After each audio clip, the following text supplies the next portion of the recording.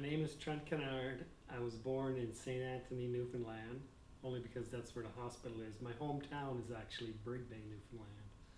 I was born on July 1st, 1967. Growing up in Brig Bay was very isolated. We lived on an island and a peninsula of the island, so quite a distance from everything. A small community, but we didn't have a lot of income and it was very remote. But we didn't realize we were poor because everybody was in the same boat back there. And the biggest thing that I realized after I moved away from Newfoundland was we didn't have a lot of the modern conveniences that most people took for granted. But again, we didn't miss them because we never had them. The biggest examples are highways. We didn't have big roads or double lanes or anything like that. I always bring up that I never had a pizza delivered until I was in my 20s. Automatic doors, things like that. We didn't have internet or anything like that, so most of your information about the rest of the world, if you weren't traveling, came from television, and we only had one TV station. It was called the CBC, Canadian Broadcasting Corporation.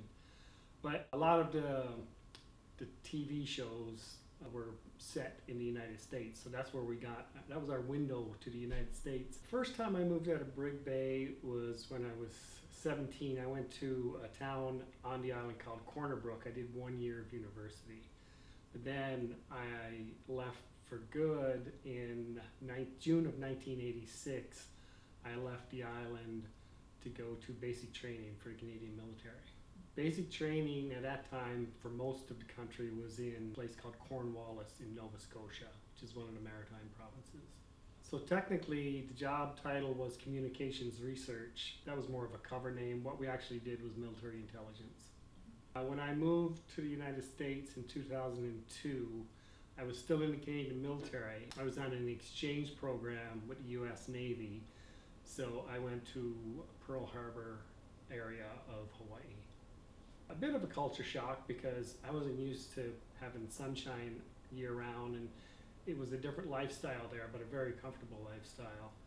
And then I moved to San Antonio, Texas for a few years.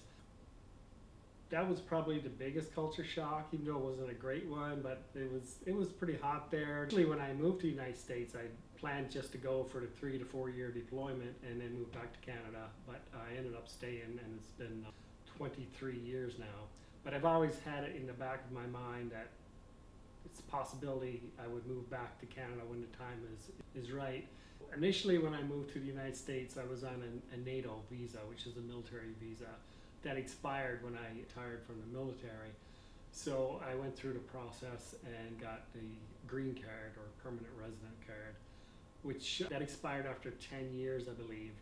So I kind of looked into the process and the cost of renewing the green card or just gaining American citizenship, and it was virtually the same as far as time, investment, and money. So I decided to get the citizenship. They gave you a book to study with. It has 100 questions in there, and then when you go for your interview, they give you 10 of those that you have to answer, and you have to get a pass. It's not really difficult, especially if you study it a little bit, but if you don't, I would say probably more than half of American citizens wouldn't pass it without studying a little. The UP it's almost like comforting because it reminds me so much of where I grew up. The climate is the same. We get a lot of snow back home, there's a lot of snow here. Large bodies of water. Here we have the Great Lakes, there was the Atlantic Ocean. Vegetation's the same, culture's the same, in that there's, like for example, hockey is a big deal in the UP as it is back where I grew up. So when the kids were young, my son was a hockey player and my daughter was a figure skater.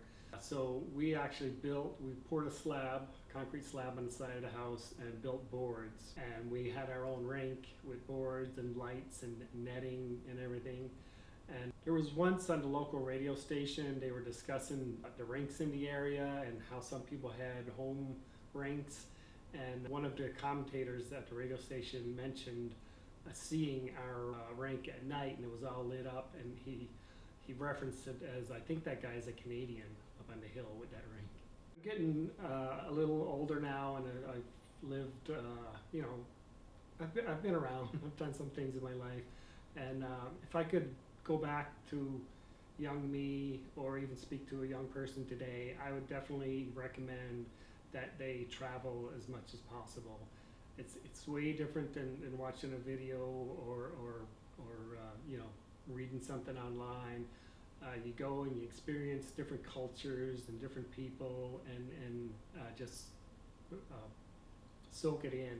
Even if you can't afford to do big trips to exciting places, go where you can in your own country. Even take road trips and see the world from a different view, and it'll help you out.